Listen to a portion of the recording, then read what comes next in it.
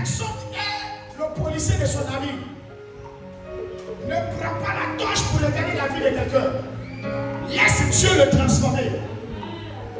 Laisse Dieu travailler dans sa vie. Laisse Dieu s'occuper de sa vie. Quand vous partez à l'hôpital, là, il y a des gens qu'on envoie à l'hôpital ce soir.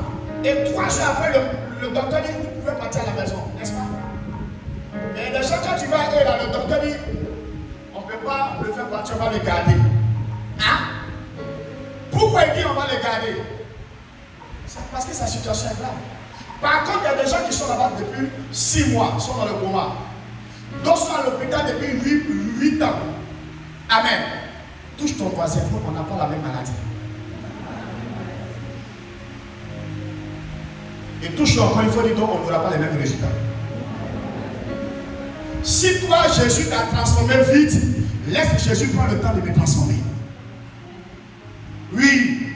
Si Jésus t'a transformé vite, c'est déjà bon, on acclame le Seigneur pour toi. Mais laisse Jésus aussi prendre le temps de me transformer.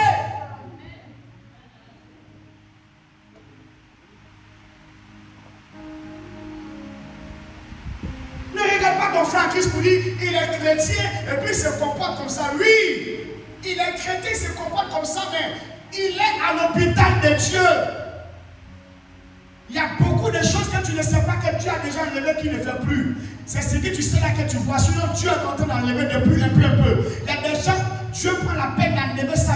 Et ça peut taper 5 ans, 6 ans. Il est chrétien. La même chose, il fait jusqu'à un jour, ça disparaît.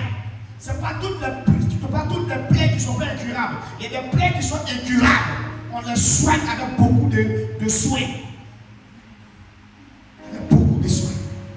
Et qui fait ça? Le Saint-Esprit. Il n'a pas la même manière de travailler avec tout le monde. Donc ne sois pas choqué quand quelqu'un a son côté animal qui sort. Mais prie pour lui, pour que ça s'arrête. Prie pour lui pour qu'il change, pour qu'il devienne comme Dieu veut. Amen. Pour qu'il devienne comme Dieu veut. C'est pourquoi vous devez être toujours à l'église.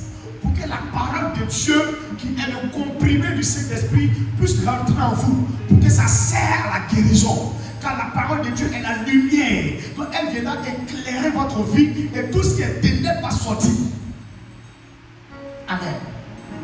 Et considérez l'église comme l'hôpital où on s'en va pour être soigné, pour être à l'image de Dieu.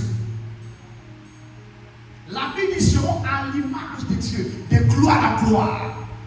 C'est une procédure. Donc l'église, quand tu viens, quand tu écoutes la parole de Dieu une fois, quand tu t'amasses, ça enlève quelque chose. Tu écoutes une fois, ça enlève quelque chose. Jusqu'à ce que tu sois transformé totalement.